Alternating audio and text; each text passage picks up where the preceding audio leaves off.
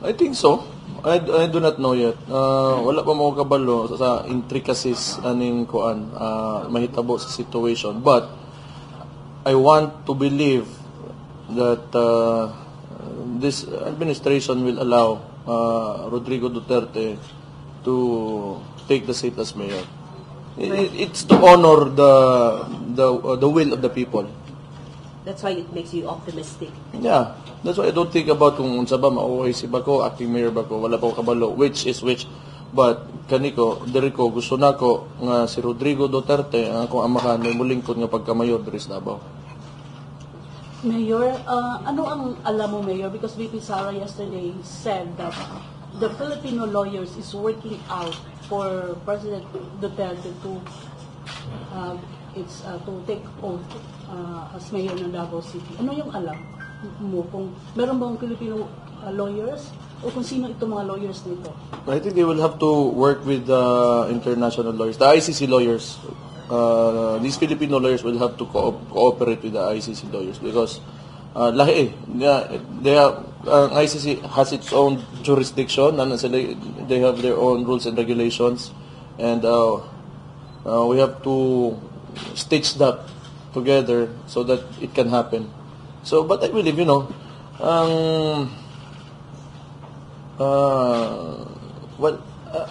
one government, usa ka gobyerno, if it alam niyo yung istorya na kung gusto may paraan, kung ayaw may dahilan.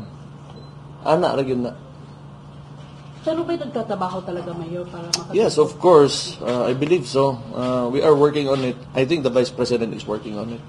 But I cannot answer those questions because my main focus is Davao City. So mo na ako nabilin eh. Mayor, kanina si Colonel Camarantan had his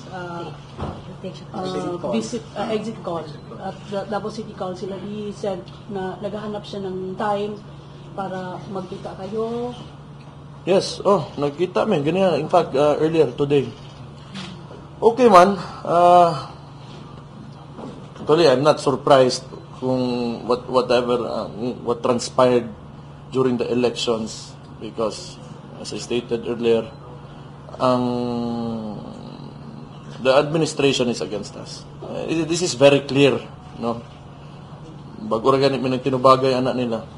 But I think ang mga when Marantano was here, if he's still here, he did okay. He did everything that he could to be fair. So I wish him luck in his career and more power to him. So yung replacement niya, may had ka pa ba doon? That's impossible. They will never allow it. Kung maalala nyo, last year, they changed 3 city directors in 2 days without my consultation. And under the law, the city mayor should, be allowed to choose kung sino yung city director niya. And probably that won't happen. Like I said, that is because of politics, and this administration is against our family name. Meron siyang shortlist recommended na 3 tao. I am not expecting it. Pero pinakita niya sa inyo? No. Wala. So, let them do whatever they want. At least, kita naman ng mga taga Davao, through the elections of what is happening here. Kasi kung if they succeeded in sabotaging my term as city mayor, edi sana nasa kanila yung boto, nasa kalaban, Nograles and the others. But the Davaoenos clearly manifested their what they want in the elections, and that is to continue this administration under Rodrigo Roa Duterte as mayor and me as the vice mayor of the city. Mayor, you are taking over as the president, acting president of PDP. What will happen? And Well, I will assume the position, of course, because there will be nobody left. So, I will take this opportunity. PDP Laban is open to all, not exclusively to politicians or people in high places. So, kung ordinaryo kang tao and you believe in making a greater country and you have aspirations to, join us in building a country, if you are for federalism, you are welcome to join. So, managhanta dire. Kung mas marami tayo, mas okay to. Are you saying... But I haven't talked to Robin Padilla yet. I do not know the details because this happened without me knowing. But it's okay. It's okay. In fact, kung saan man siya, kung ano man desisyon niya sa kanyang politika, nandyan ako. Because 2016, magkasama kami sa Hong Kong and he supported the presidency of my father. So, I will always be loyal to Robin Padilla. And I will go wherever he goes and I will always support him. Mayor, going back to you've mentioned federalism. Can you say that the PDP is working on it? It's one of PDP's thrust actually, but not really that alone. But I'd like to give emphasis to this. Kasi ngayon, that is why all of this is happening. Kaya the national government has too much power because of too much centralization eh. That's why they have control of the police, 'di ba? Kahit ako dapat pumili ng city director, sila nag-aano kasi hawak nila yung police. Yung presidente lang makakautos talaga ng chief PNP. Siya naglalagay. So,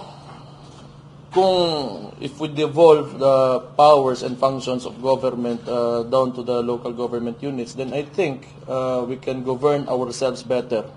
Kaya nga, may problema tayo ngayon sa, I think, in how we view governance dahil dyan. Because malayo yung national government. It's in Malacanang. It's a 2-hour plane ride from Davao City. And I'm sure they do not know kung ano yung gusto talaga ng mga tao dito, ano talaga yung, what is the culture, and how we identify ourselves as Davaoenos.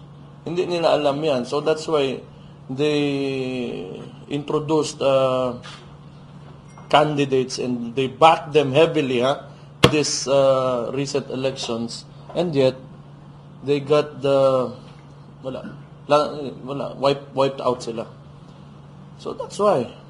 So I think it would be good for the country so that, provinces and like us, like Davao City, can govern ourselves better. Mayor, sa recent results sa election, daghan nag-aay na ilipat sa PDP. So parang naabakay as president criteria kung kinsang possible na pwede nyo dawaton na mubalhin sa PDP in preparation para sa 2028 elections. Mubalhin sa PDP, you mean? From other party, Mayor, na like I said, PDP, I think, bisag janitor ka, pwede ka mo-appeal ng PDP. So pag basurero ka o bisa pag bilyonaryo ka, ang core principle ng PDP is to gather everyone who wants, to transform the country. Not really in a revolutionary way, but slightly revolutionary way. Kay medyo the system of government gikan ba rin sa mga Amerikano kaniadto pa kaayo. And I think it doesn't suit us anymore. Before, the Philippines, gamay pa kayong tao dire, the population mapatay na abot og 100 million. Karon, kung naka-presidente ka and you're sitting in Malacanang, how will you know? Kung how life runs in the provinces, in the other cities na layo sa mga. It's just not applicable, to me at least, it's not applicable anymore. Pero as early as now, Mayor, na pag-istoryahan na ba ninyo sa PDP wala pa, bago lang naging ko, wag yung kabalo lagi siya na. Pero dili na problema. I respect Robin Padilla's decision. I fully support him. Then I will assume the position as acting president of PDP Laban. No problem for me at all. We'll talk about it. I will give you updates maybe when I gather the members. So, is this the time that you are going to formally invite VP Sara to join PDP? I do not know. We're very different when it comes to, she's my sister, you know, lahi na among pagkaigsuon niya, lahi ang politika gid sa mga kay say magbangga gid mi. So it's the same with sa akong amakan, siya o any other else sa mga pamilya nga nas politika. So we have our own directions and platforms when it comes to politics. So I cannot hindi na ako gusto masumbagan ko. Ano sa imong plan, Mayor, to gather the PDP? Wala pa ako kabalo kay bago lang gyud kayo ni. Sayo recent lang kay ni siya nga development. Mayor, gitugon si FPRD katong the last time na nakita mo sa ICC detention. Sa Kani sa Davao City. Na ba siya gitugon sa inyo? What lang daw mo? Muli ra daw to siya. Kumusta siya? Appearance? Tanon ako, okay siya. Kay gusto siya maayo man. Ano ba nga? Murag better ang iyang. I think he's better. I truly believe he is better there. Ang diferensya lang, medyo nag-lose siya weight. Yun. Namayat siya ng payat kayo? Or ba si dugay lang ako sa nakita. Pero nabaguhan ko ba, ana. Pero mayat siya. Pero it could be a good thing nga namayat po siya. Kaya basig sa iyang edad, dili po. Wala akong kabalo eh. I am not a doctor. Wala po eh. Kanang mga recent mga assessment na nadunggan ako. But, kanang, you know, when I talk to him, I think he's okay. Lingaw man, nalingaw sa kasturya. Gihagwa ko niya. Kibaw siyang nag-uol ko eh. Kibaw man siya nga preso siya. So, ako yung gihagwa. Sige pagkatawa, mora gyapon. Pero kung ikaw, sa kalugar, wakay kauban, di magigaganahan mo kaon, good. So, mo nang tanaw na ako nga, wakay gana mo kaon. Ano ba? So, mo siguro namayat, pero okay man siya. Okay man good. Kasi kasulti mo atong country nga willing kaayo siya dawaton for the interim release.